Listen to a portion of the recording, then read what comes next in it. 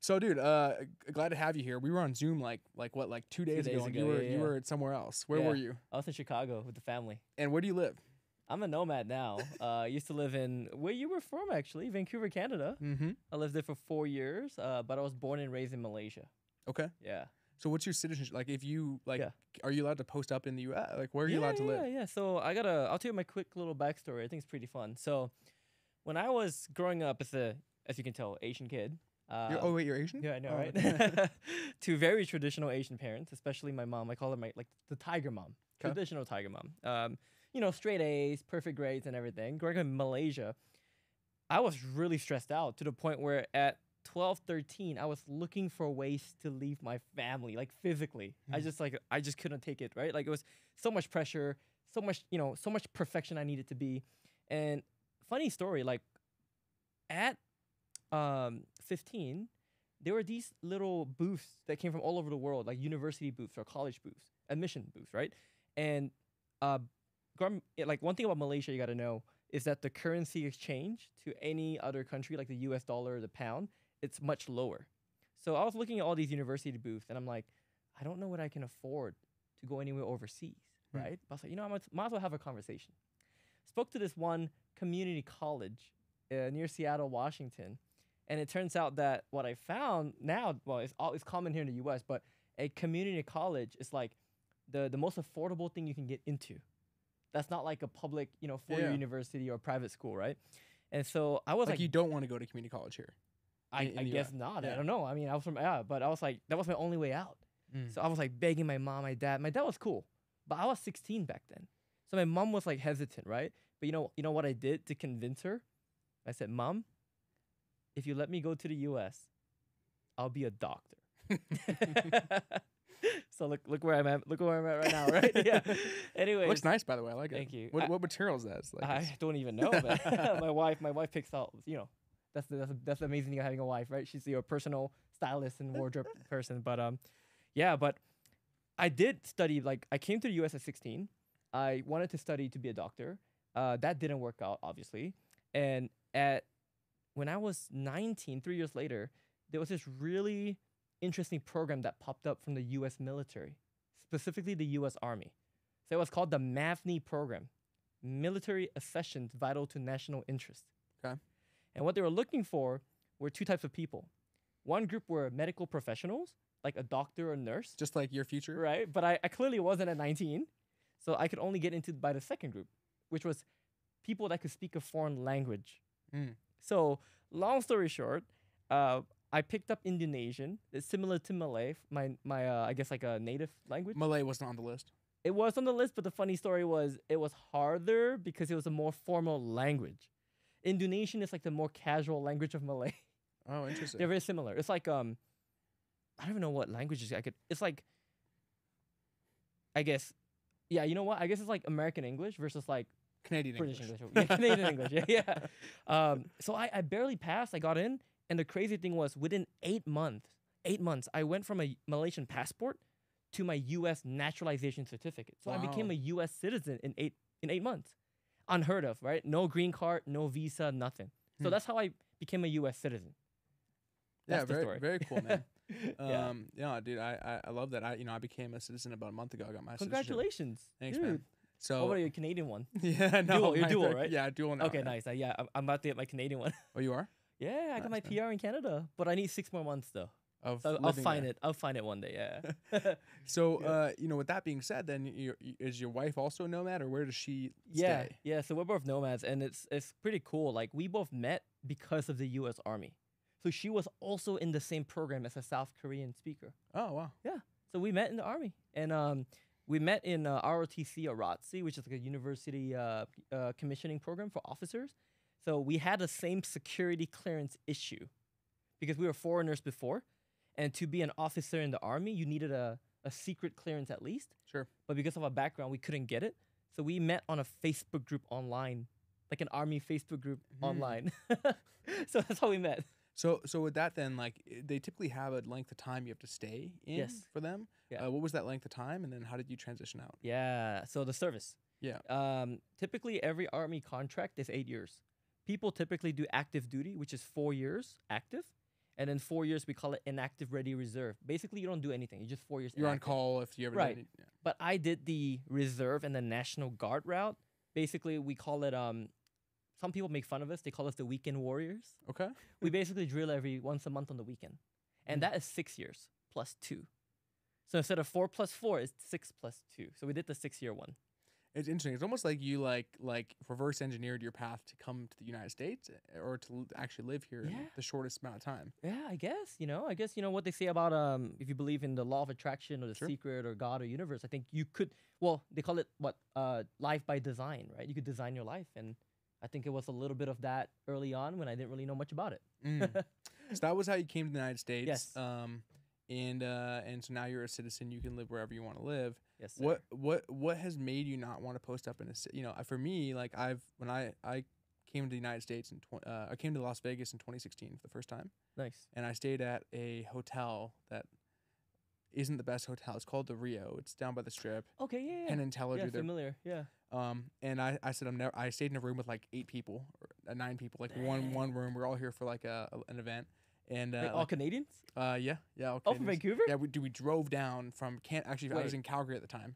You drove down? Really? In the snow, like in a truck. We're sliding, like, dude. It was like 9 people packed in a car. You guys just didn't want to fly? I think it was like fun, adrenaline. No, I think it was like hey, let's save money, let's go efficient, like wow. Or I don't even remember why. A flight ticket is it's probably not that much. So I say I'm never coming back here. Okay. And then flash forward, girl comes in the picture, other stuff, dude. I ended up moving to Vegas, and anyways, point being is that Vegas has now become a place that I've seen the power of. I've never stayed in a city for more than like a year outside of Vancouver where I grew up. Gotcha. And so, but here I've been here for like 4.5 years now. I built a pretty dope network. Yeah. So you're probably missing out on a lot of potential opportunity by not being in one place. Correct. Do you agree or disagree with that? Yeah, actually, I think it depends on where you're posted up. For example, I spent 4 years in Vancouver. More than half of that was as an employee of Dan Lok. So when I was employed by Dan, I didn't really have to network. I was just going to Dan's office and working, right? But when I left Dan and I started my own business, and I was in Vancouver for a good year and a half, I really didn't feel like I could do much business in Vancouver because I was always flying to Florida and Vegas. Seeing how real business is done. And I was always flying to Miami, right? And Orlando and Tampa and Vegas. I was like, okay, well then there really isn't a need to be in Vancouver right now at this stage of my life. So we were posted in Vancouver, but we chose to uproot and move, right? And now we're sort of on that hunt for like where is that place we'll be posted in. But I will say, Vancouver is beautiful. When we have kids, we'll probably go back and settle in Vancouver. We love Vancouver. Yeah. It is a great city. I felt very similar to that, where it's like, where's the hustle culture? Where's people aren't really grinding out here. No. So you mentioned Dan Lok, right? You went there to work with him. How did you get connected with him originally? What was the transition? Why? So another funny story. So when I was now I was 19 and I was how old are you now? 27. Oh, 28 this year. Oh gosh. Have you turned 28 already? No, in May. Yeah, I keep saying I'm 27. But when I was this was like when I was like 21. This was 21. Yeah, so 21. Remember how I told you I met my wife in the Army? So I finished my Army training, and I just graduated from university. I had my 4-year degree, and I became a commissioned officer. So I was like excited, but I was part-time. So I had to look for a full-time job.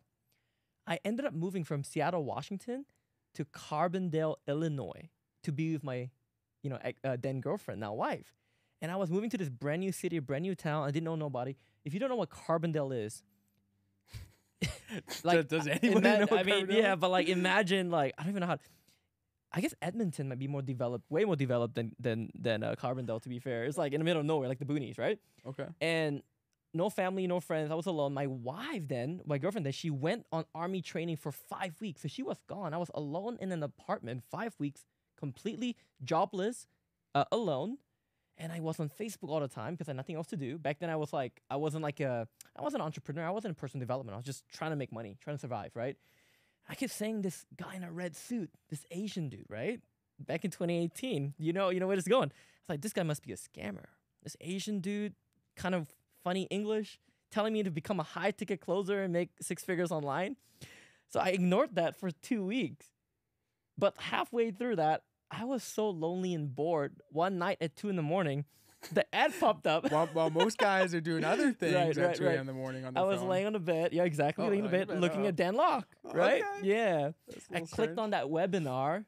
I watched that webinar. Was it a live webinar? Or no, it was evergreen. But then, probably back then, I thought it was live. I didn't know it better, right? Okay. By the end of that, I took the only credit card I had that I didn't have any money on. Like, it's just a open balance, right? And I just swiped $2,500 for his high ticket closer program. That was it. June 2018. Okay. That's how I bought Dan's course. So interesting. So you bought Dan's course, and you can go into detail, but long story short, was he a scam? So this is interesting. I mean, like, this, right? Like, it depends who you ask. If you ask anybody, is Tony Robbins a scam? Is Grant Cardone a scam? It really depends who you ask. For me personally, here's what I can say, and I'll be very objective, right? I'll come from a very objective point of view. Dan is a master at teaching mindset and personal development. He's a very good self-help guru. Very, very good. An awesome marketer too. So if you want to learn marketing, copy and model of Dan's stuff. But when it comes to teaching actual sales skills, not really. Right? There's a lot better people that can teach better sales training. But I did manage to make my first 6 figures doing high ticket closing my first year. So did it work? It worked for me. But I'm a small percentage of the 10,000 people that probably invested in the program, But yeah, it really depends who you ask. Yeah, that's a good good thing, a good question to ask, because sometimes you'll see posts about Grant Cardone, and he has a massive fan base of people that love and adore him. It changed his life. Then they got, and Tony Robbins, same thing. The haters. Exactly. But you're never gonna, they always say, right? You have to have haters, right? Like in the game, you just have to. You can't please everybody. No one's gonna love you. People are gonna judge. People are gonna hate. People are gonna be jealous. Sure. Right. I think sometimes though it's like there's some people have the nature where they want to please everybody. Right. And so then the haters, this is why a lot of people don't live up to their full potential, is the moment they're hit with the first sign of adversity, they close up, they fail, they shut down. Yeah. Yeah. Do you remember your first hate comment on social media? Yeah. You know what my most popular hate comment is now? So it's so you know the app Wish, right? Yeah. Oh. Right. So but dude, there's an app even worse than Wish. You know what it is? Timu, yeah. Oh, yeah. So they say, wow, this is Leonardo DiCaprio, but on Timu. That's so messed up, bro. Dude, there's all these. Hey, but at least you look like Leonardo DiCaprio, I know, right? but the fat version apparently is what they say. So, so funny, someone said Leo really let himself go. Yeah. So, but yeah, dude, it happens, right? You just gotta laugh it off. Yeah, no, for sure. What about you? You remember your first hate comment? Yeah, a lot of so in the beginning, when I first quit Dan and I was still in the military, I had this really, if you look at my old photos, I have this really like short cut, with the hair just like combed to the side, but like literally everything here was shaved. It looked good. I saw it. No, but people were like, "What the F is wrong with your hair?" Literally every hate comment was like, "Dude, you got the worst hair. Like, who's your barber? Fire your barber." It was so funny, bro. It was all about the hair. Memorable. Maybe you should stick with that. I guess. Yeah, I guess. Yeah. But okay, so you bought Dan Lok's program. How do you go from swiping $2,500 your only $2,500 on your credit card to flying out to Vancouver, and what did he make everyone call him? Shifu or something like that? Seafood Dan. Yeah, I called him Seafood Dan for like 4 years. We all did. Yeah. So how did I go from that? Okay. So when this again, keep in mind, 21, 22-year-old guy, first time in this sort of guru coaching world, first time doing self-development, and I was taught by Dan, empty your cup, be a sponge, right? Learn everything you can. So I was all in this like Sifu, positive mindset, great. So I was like in that thing. I was like in that mindset for like 6 to 9 months, right? Mm-hmm. All in. Didn't question a single thing. And I think, to be honest though, that did help me stay really focused. Because if I had any doubt that this wasn't gonna work for me, I probably wouldn't be here right now. Mm-hmm. Right? So I guess it was good that I was kind of naive. I guess it was good that I was kind of, like it was my first time into this whole guru world. I didn't know any better. Right? I didn't even know who Tai Lopez was back then. I just stuck with Dan. So I basically practiced like the closing. Like I sucked at the role plays in the beginning. I was literally called out by like the coaches in the program, like, Joel, you suck. You have no tonality. You sound like a robot. You sound scripted. So I just worked my way through it. Like I started doing cold calling. I was a setter first. I got rejected thousands of times, right? Like I still have a recording to this day from one of my first sales calls. It was so bad. Like I played some of my trainings, a webinar. I played my first call, but like I've come a long way. But I think how I got to Dan was I just got better, and he saw that I kept trying, and I think because he knew I was a commissioned officer in the U.S. Army, he wanted to give me a shot as like a sales manager at one point because I did really well as a closer. So I got better, right? I made my first 6 figures. Then he promoted me to become like the sales manager for his team. That's how it started.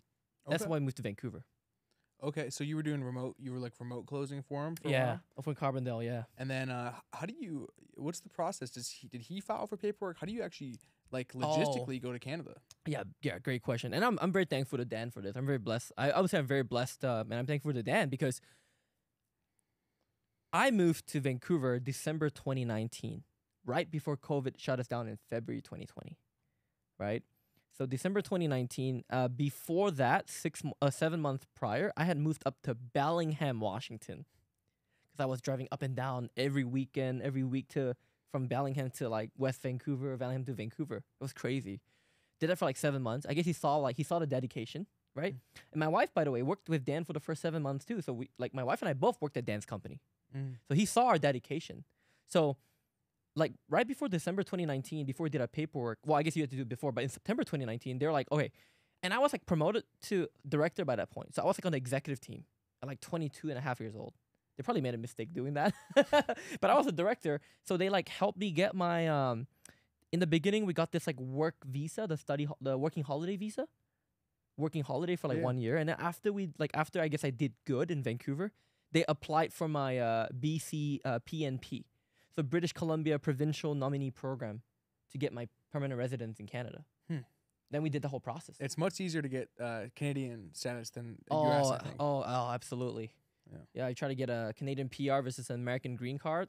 This all day. Yeah. Interesting. So that wasn't too long ago, right? And that was, Dan Lok was at that point getting called out. I think. Yeah. I think there was videos made of him. Yep. CoffeeZilla was probably 2020, late 2020, early 21. Okay, so that's after you'd been promoted and you're sales manager, right? That was that was after. Yeah. Were you still there at the company when that went down?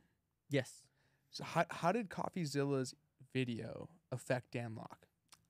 I think it affected him both emotionally, but I mean, this is just from what I can see, right? Like looking at him, right? Talking to him.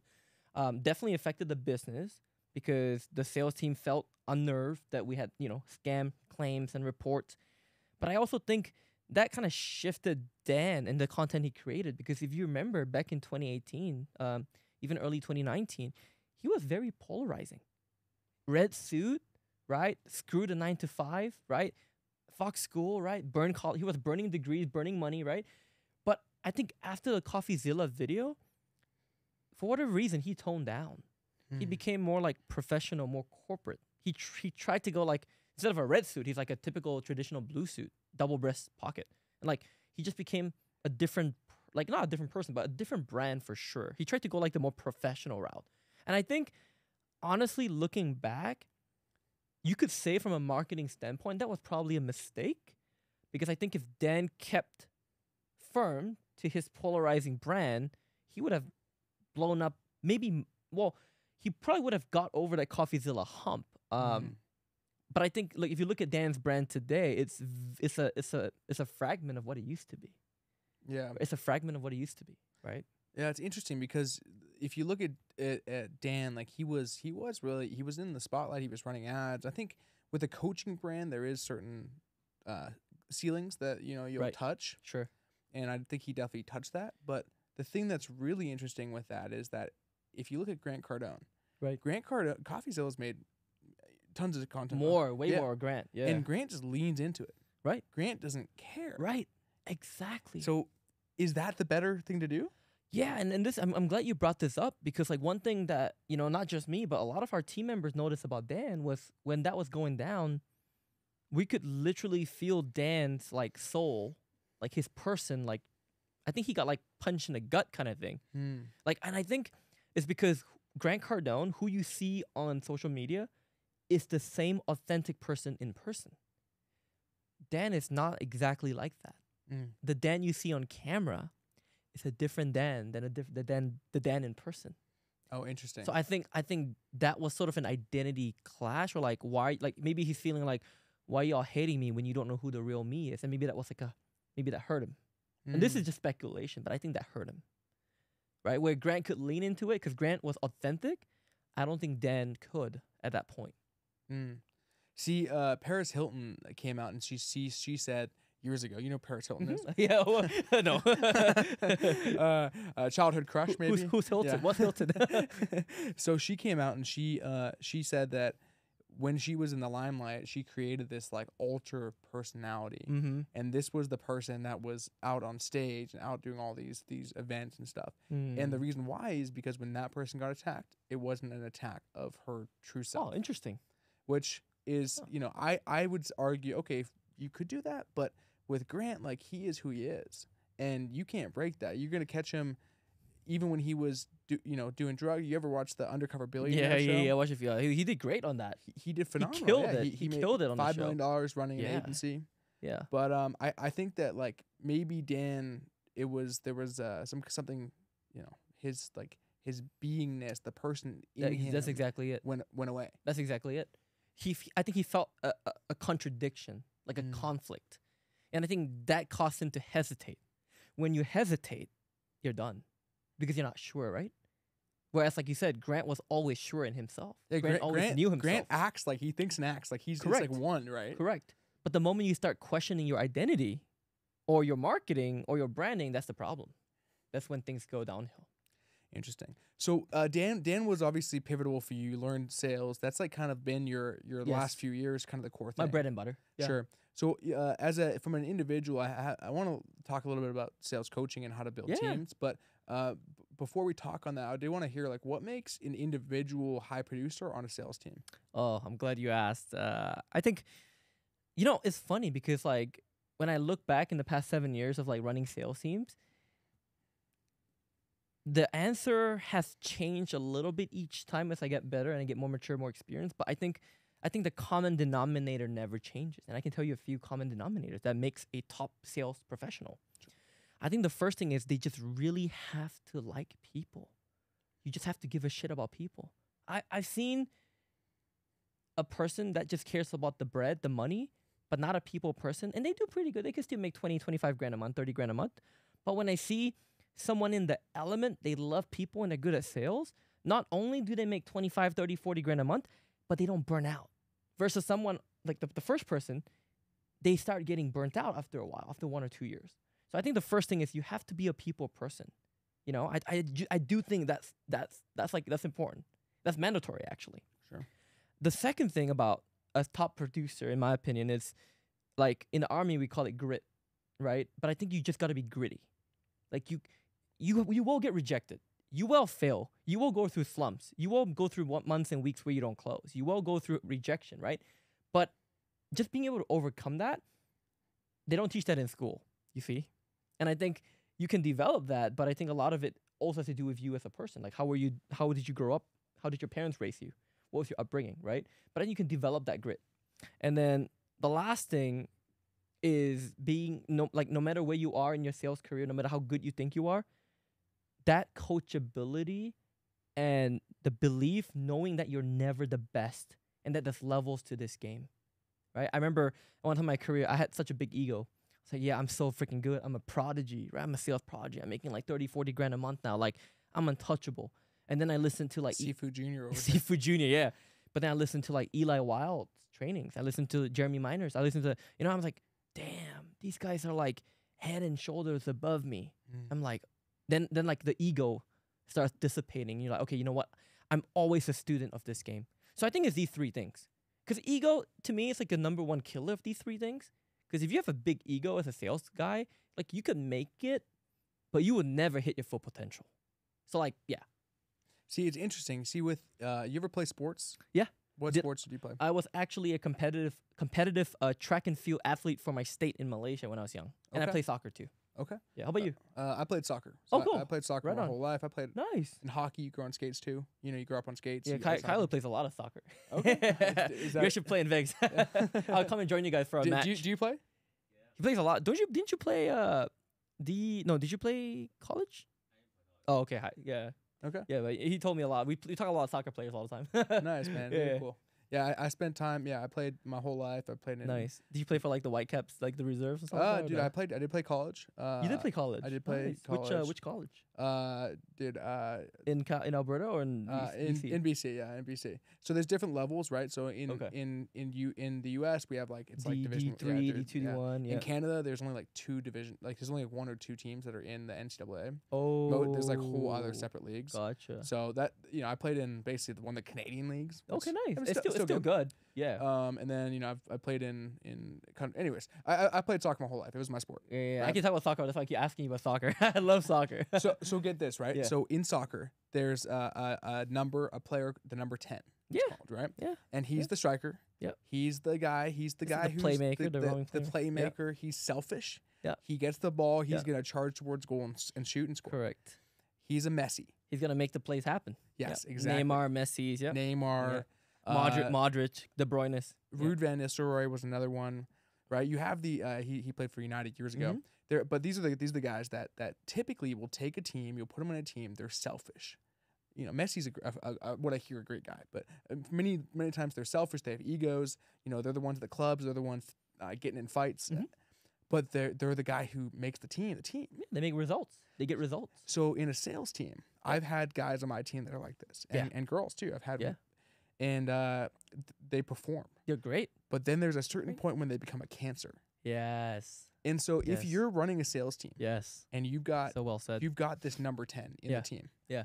Are you gonna have them be a part of the team, or are you gonna maybe? Yeah, that's such a great leadership question. I love this because we could talk about this for days. I had the same experience as you.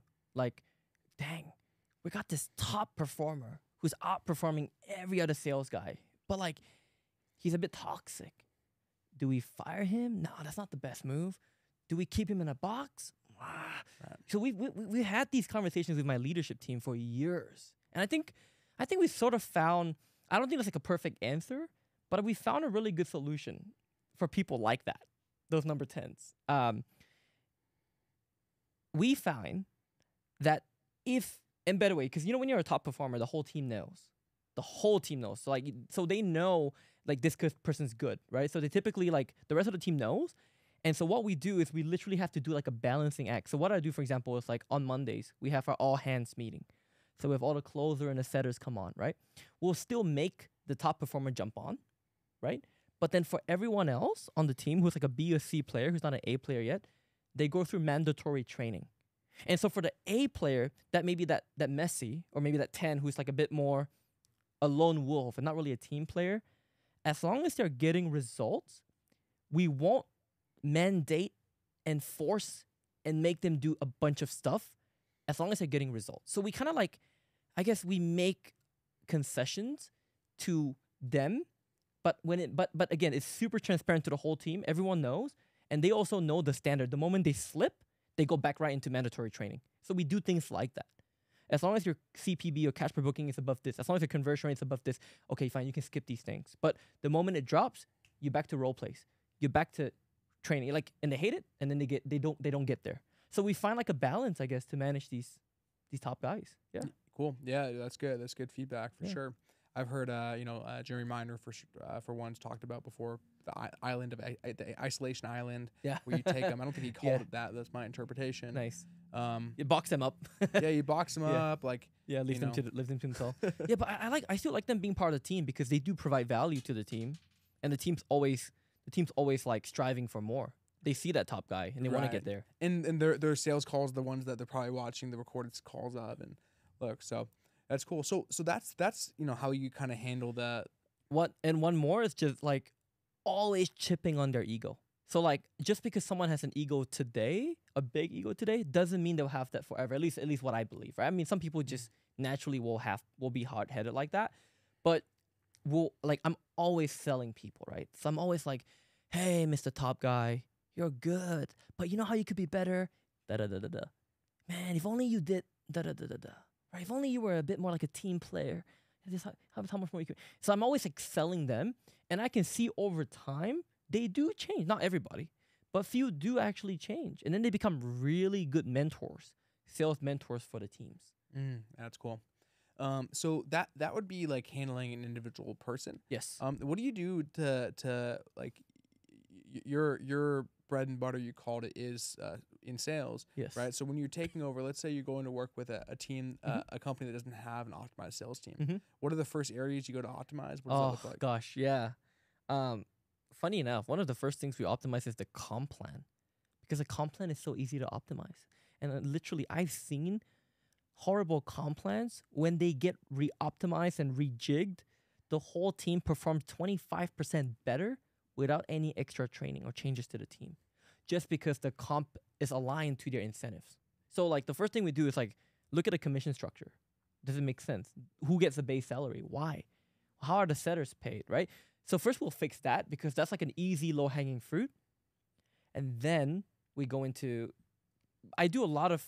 these days I do a lot of I do in the beginning when I work with a client, I do like one-on-ones with as many people as I can to figure out what is the cancer or what are the toxic things or processes in the system. So I'm more of a systems, I optimize the macro first before I go micro. So I just like have almost like an interview with everybody, like, what do you like about this company? What do you not like? Okay, what do you not like? Tell me. And if like 6 people tell me the same thing, we hit that first. So it's really like interviewing and then figure out what are like the top 3 not working, and then we'll fix these things first. And then the sales team feels like, oh my gosh, these people listen to me for the first time in 3 years. I feel listened to. Morale's high. Oh, they actually fixed that. Morale's high. So it's like not even training. It's like just making them feel heard. What's a winning comp plan look like? So it really depends on what you're trying to achieve. Like I would say I love sliding scale performance-based comp plans. So like, you know how people typically pay closers 10% of cash collected? I like 8 to 12. So what I mean is like 10 is like the standard, but 8% if you don't hit a certain, let's say a cash collected number a month, but then also we can go to 12 if you like double. So I love that because it's so simple. Everyone understands it and it's purely based on numbers. So you fluctuate from 8 to 12 in a given month instead of getting 10. That's like one of my favorites. I just literally implemented it for a client 3 days ago. Oh no, 4 days ago before the weekend. So I always go back to that. And then we do like bonuses and then we do incentives, right? But for a commission base, I think sliding scale on a cash collected metric is pretty good. Got it. Yeah, I think what have you seen as like the highest comp plan in this kind of coaching industry? Have you seen people pay 25, 30%? I've seen people pay 25, 20%, yeah. I've tried that. I've tested it with Dan actually. It's funny, like I don't know whether you've had the same experience, but people typically pay closers more percentage of cash and then they pay setters like 1 to 3%, right? Sure. We've actually tested a different model. It was interesting. We put the setters at like 20%. And then we put the closers at like 5%. But the funny thing was the setters ended up being the more experienced closers to become setters, if that made sense. They became more like full cycle closers. Okay. They set and close their own deals. And then the closers were like, it was kind of weird because I think it would have worked if we just made a full cycle closing team instead of like setter closer. We don't really need that. So that model would have worked if we just made every closer do outbound and inbound. And if they wanted to, they were good, right? Yeah, but that was interesting. We did a test for like 6 months on that. So the coaching industry, high ticket closing world, it kind of goes through cycles, right? And the industry seems to do what they get sold on doing. So I'll give you an example. There was a guy named Ty Lopez, obviously you know who he is, who came in and he kind of he introduced this idea of SMMA. That was one of his big things. But he was teaching a model. It was just kind of like the first guy to be running ads at scale in kind of this modern internet age. Yeah. Right. You know, preceding him, the kind of the big guy that people talk on is Sam Ovens. And then Dan Lok was kind of just after Sam a little bit, but Sam came in and he was teaching ads to VSL. Correct. To like the first funnel. Book a call. Yeah. Then he kind of has faded out.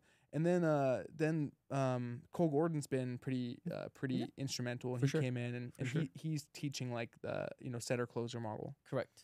And the two-step, right? Two-step, exactly. So the thing is the marketplace gets sold that, hey, this is the thing that's working now, whether or not I believe that everything works all the time. There's no one or there's things that work better For sure. but marketplace, probably what everyone's doing is probably what you don't want to do. Right. Where do you think we're moving with this kind of industry? What do you think the opportunity lies? So I'm glad you asked, because a lot of my research in the past 6 months has been studying a lot of corporate enterprise type businesses. So I took a deep, and I mentioned this to you, right? I'm going to Asia and I'm taking a company public there, like a sales company public. And it's dealing with only corporate enterprise businesses, SMEs, like no coaching businesses, right? But what's interesting, I bet if you ask Cole, or you looked at any of these coaching, I guess, sales trainers or marketer gurus, they take a lot of trends from corporate, but we're like 5 years behind. And I'll give you an example. If you looked at corporate sales 30, 40 years ago, there was only the account executive role. And account executives back then were full cycle account executives. The SDR position was invented recently in the past 30 years. Dude, that's smart, bro. We looked at it and we realized, okay, the coaching industry is quite a few 10, maybe 5, 10 years behind the corporate world. But look at what corporate's doing now. So this is very fascinating, because if you look at what corporate's doing now, you will see how it affects coaching. So just to tap into that, right, for anyone that's listening, because this is a really valuable point here. So what Joel's saying here is that if you get on with the enterprise level, like let's say solution or software, you're going to have a call with someone who's going to qualify you before setting you with the right rep. And they'll route you to either a sales rep that deals with, let's say $5 million companies, $10 million companies, whatever it is. Correct. But that's a newer thing. That wasn't done 50 years ago. Nope. Yep. Back then it was full cycle A to Z, and they had what they called their little Rolodex of clients. And they were like full cycle relational selling. And so when you looked at when corporate companies introduced the SDR position or the BDR position, so sales development rep position, or the business development rep position. They're the same thing, right? Yeah, same thing. Okay. It was basically, and this is interesting, this is my hypothesis, right? And I've read some research about it. Enterprise companies couldn't find enough talented full cycle AEs anymore. The top ones were hired by the biggest companies that gave them the biggest paychecks. They wouldn't move. So the market was left with inferior junior account executives who couldn't do outbound, who were afraid to do cold calling, who didn't know how to do prospecting. So they were forced to invent a new position called the SDR BDR. And that's when the two-step happened in corporate, like 30 years ago. But if you look at what happened, like if you look at the past 3 years in corporate enterprises in the US, they're going back, and it's always a cycle. They're going back to full cycle AEs again. Why? I think business works in cycles. But like you said earlier, right? When you come up with this full cycle thing, then you get a two-step thing, and then this thing is the hot thing and it's working, and it's like, well, this is now better. But I also think if I had a choice, I would always pick a team of full cycle closers than a two-step. If I had a choice, like give me let's assume all apples my talent, apples to apples, talent's good, I would pick a full cycle closing team any day of the week. Why? Because they're not fat cat. Because closers are not fat cat. They're not waiting for inbound, waiting for appointments. The calendar to be booked, right? Right. They're like sitting there like, oh, okay, book me. Oh, I can't do anything today, guys. I got six no-shows today. I'm just gonna go to the gym. Like, bro, like what are you doing? You're not even a sales guy. You're an order taker, right? Sometimes. So I don't like the fat cat mentality. My good friend Jeremy Haynes, he says fat cat, right? I don't like the fat cat mentality. So that's also one of the reasons why. But I also believe one of the biggest pros of full cycle closing or sales is the fact that you become a much more relational type closer. And that goes a long way. Like when I put myself in a sales rep's shoes, I much rather be a relational sales professional than a transactional one, because if you're a relational one, I could take my business, my book of business, anywhere I go in the future.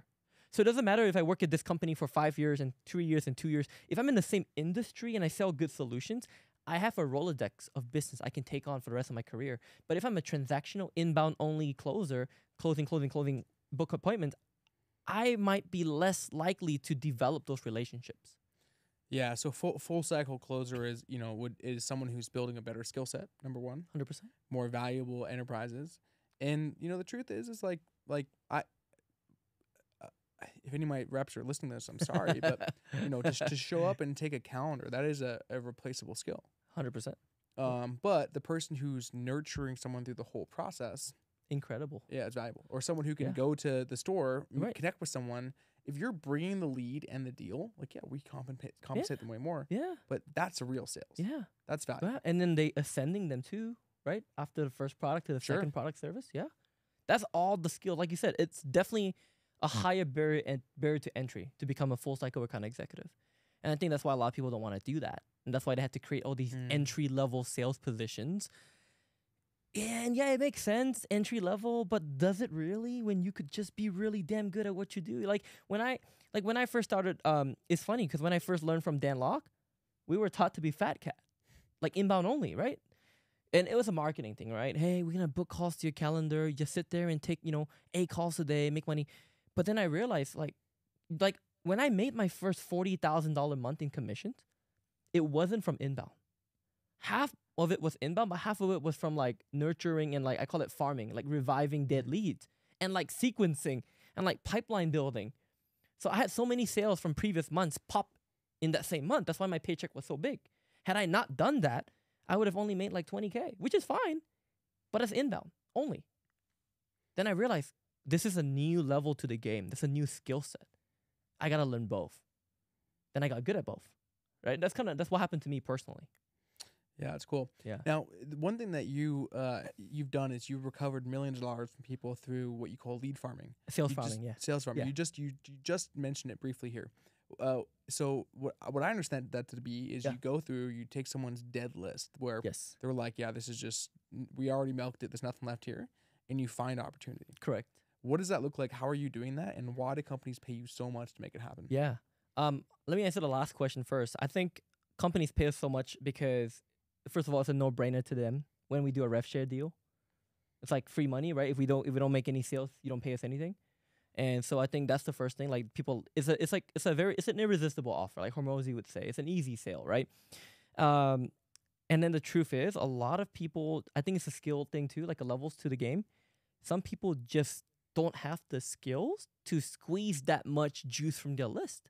They just haven't done it well enough. They just haven't done it long enough. Whereas like we've done it for 4 or 5 years now with different coaching clients. We know the copy. We know what works. We know how to make the sales team do it with us. We know how to train the sales team to do it. Like everything falls hand in hand. Yeah, but the mechanics of it is simple, right? It's really writing. And so I'll explain to you, there's 2 pillars to sales farming. It's very simple. There's 2 pillars. The first pillar is a software. You need a software that can help you contact leads simultaneously through different platforms. So email, voicemail drops, text messages. Because, if you, for example, if I just called you today like a telemarketer, you would see my phone number and probably block me.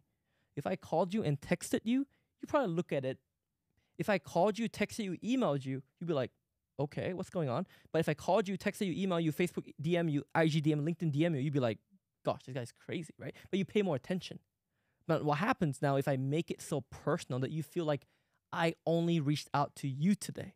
But in reality, I reached out to 1,000 other people. I just made it sound like I reached out to you. So now our increase in open rates, increase in response rates go through the roof.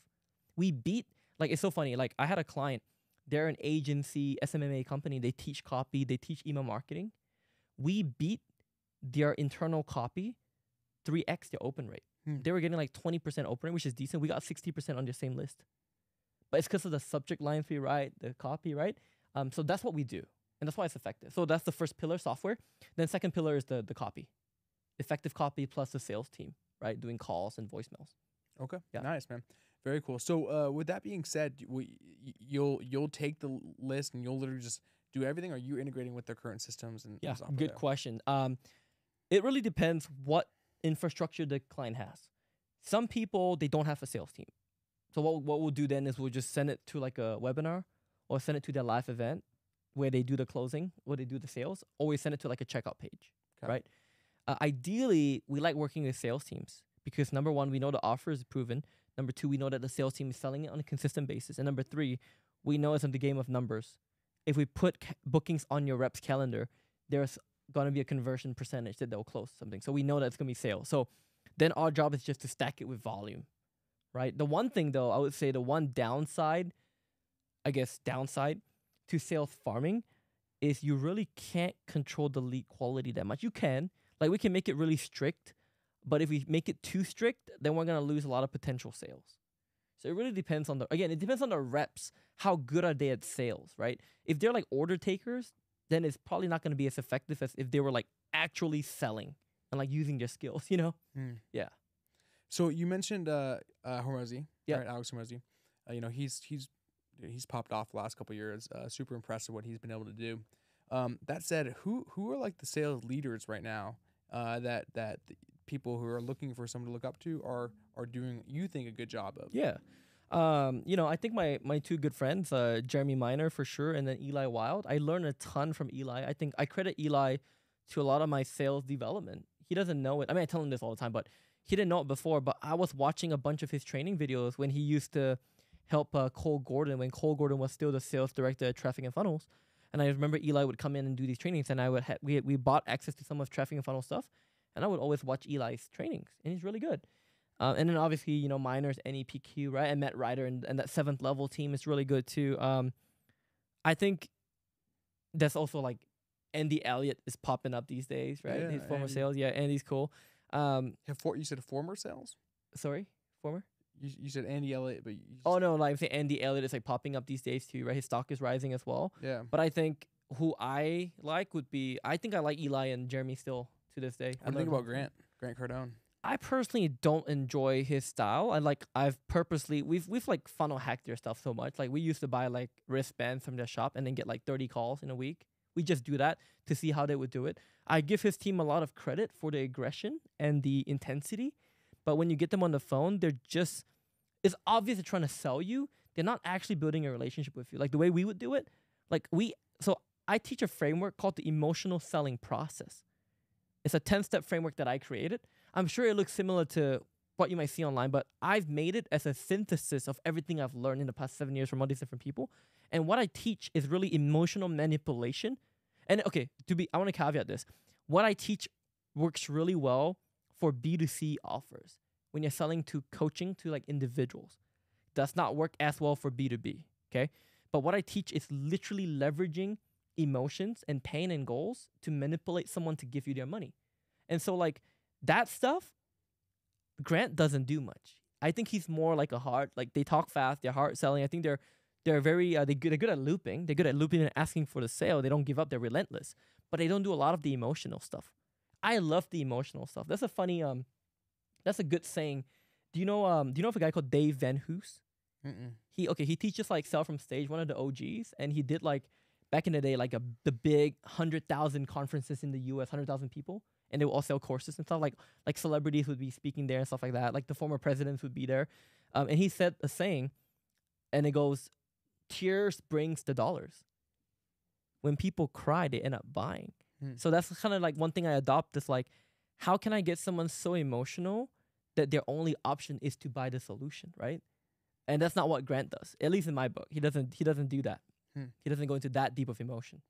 What do you think the like you used the word manipulate? Yes, it's a very strong word. That's a good point. Yeah. So I would imagine you have a meaning behind it. Yes. That's different than what the common perception of the word is. Every time I say that word, people will like to correct me. When I say manipulate, they're like, no, you mean persuade. I'm like, no, I mean, no. And I say manipulation because I think connotation-wise, people think manipulation is always negative. But I think the word manipulate is just like the word money. What is money? Money is paper. Money is a tool. Money has no inherent good or bad in itself. You can use money for bad. You can use money for good. The word manipulate to me, you could say persuade. I think manipulate is just a stronger word. You can manipulate people for good or for bad. I think it depends on the intent of how you're coming across. Because the reason why I say manipulate is because a lot of people, and you know this to be true with prospects, especially coaching prospects, they've all decided many years ago that they wanted to be successful. No one on this planet wants to live a miserable life, okay? If you give everyone a choice, they all want success. they're not willing. They're not, number one, most people are not willing to take the risk because they're scared. Or number two, they're not willing to put in the work. But here's the thing. If I know that you've already made the decision to be successful and you're just afraid to cross this bridge, I'm going to do whatever it takes to get you across the bridge. So if it means manipulation, it's manipulation. If it means persuasion, it's persuasion. If it means I got to push you, I got to push you, right? If I got to pull you, I got to pull you. Like, it's whatever it takes. And that's why I use the word manipulate, because it's a stronger word in my book, in my opinion. So you're arguing that if you believe that your path to the person, getting the path across the bridge is the best path, you're going to do whatever it takes to help that person get across the bridge? Because ethically, that is my moral responsibility, yes, 100%. Because they're going to pull themselves back. They're going to choose to stay in their comfort zone. It's normal for every human to do that. We don't want to invest money. That's a risk. We don't want to take that workout in the morning because it's raining and it's, you know, like, it's all that. But it's like, dude, like, you wanted to lose weight. You told me that. You want to be successful. You told me that. How can I help you get there? And sometimes it requires manipulation. Some people, they're easy. Yeah, I'm a go-getter. Yeah, Joel, tell me to do whatever, I'll do it. All right, good. Those guys are easy. But there are some people that will hide in the corner and they're like, oh, I'm so tired today. Oh, I don't want to do it. Oh, it's too. That's where you have to use different tactics to get them to cross the bridge. So that's your philosophy on Grant. What about Hormozi? Have you read his book, $100 Million? Yeah, I read both. Actually, it's cool. The 100 minutes. So that's a video clip. Hormozi posted it on his social media too once. And back in September last year in Vegas, there was a conference with Ryan Pineda. And I was front row, and I met Hormozi the night before. We had a cool photo, like, in person together. At that event, he had his book, The 100 Million Offers. He basically autographed it and showed people how he could sell this book from, like, that was worth like $20, how he could make the value worth $100K. He did a great demonstration, and then he threw the book to me. So I have one of the copy of, like, Hormozi's autograph book, and he texted me. Well, I asked him a few months ago. He said, yeah, this is still one of 5 copies that has my autograph, right? But anyways, I've read his books, and I mean, I like it. I like the way he sells too. Like, I watch his videos on sales and, like, I resonate with it, you know? It's very consultative, but he's very good at consequential questions, right? He's, like, very good at takeaways, and I really appreciate those. Good. Yeah. Good. So that's kind of like, dude, your trajectory and what you established, and it's cool to see you making moves as you know, now diving in with companies. What's on the horizon for you, and what's next with this next year, 2024? Yeah. So exactly, well, in a week from now, I will be in Malaysia.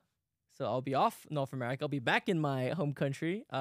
Different city though, not in the same city where I grew up. Thank God. I always believe in